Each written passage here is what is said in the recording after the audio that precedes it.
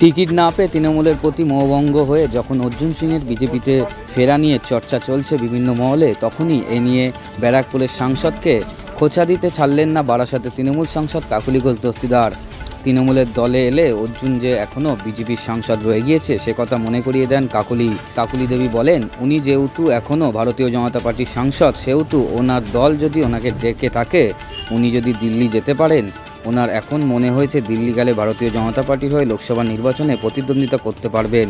সেটা ওনার ব্যক্তিগত ব্যাপার।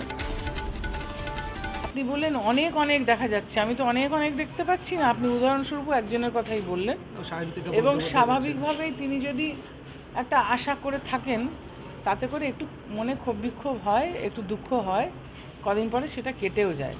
অপেক্ষা করুন না, ব্যারাকপুরে আবার ক্যান্ডিডেট হয় না, ঘোষণা করে দেখা যাক। যদি ঘোষণা হয় তখন দেখা যাবে। দিদি, আজকে দেখা গেল যে অর্জুন সিংয়ের যে অফিস ঘরে মমতা ব্যানার্জির ছবি ছিল, সেই ছবি খুলে ফেলে দিয়ে নরেন্দ্র মোদীর ছবি লাগিয়ে উনি দিয়ে দিয়েছে। কি বলবেন? উনি তো ভারতীয় জনতা পার্টিরই সাংসদ ছিলেন, সুতরাং ওনাকে যদি ওর দল ডেকে থাকে, তাই জন্য দিল্লি যেতেই পারে। আপনাদের দলে তো জয়েন করেছিলেন।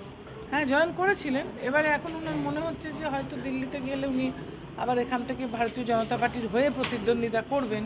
সেটা তো ওনার ব্যক্তিগত ব্যাপার, রাজনৈতিক অধিকার। সেটা নিয়ে আমি কি করে বলবো? উনি তো বারাসাত লোকসভা কেন্দ্রের মানুষ নন, পার্শ্ববর্তী এলাকার মানুষ।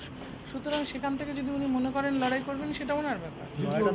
যদি অর্জুন সিং আবার বিজেপি থেকে দাঁড়ান, ক্যান্ডিডেট হন, তাহলে কতটা কঠিন হবে মনে হচ্ছে?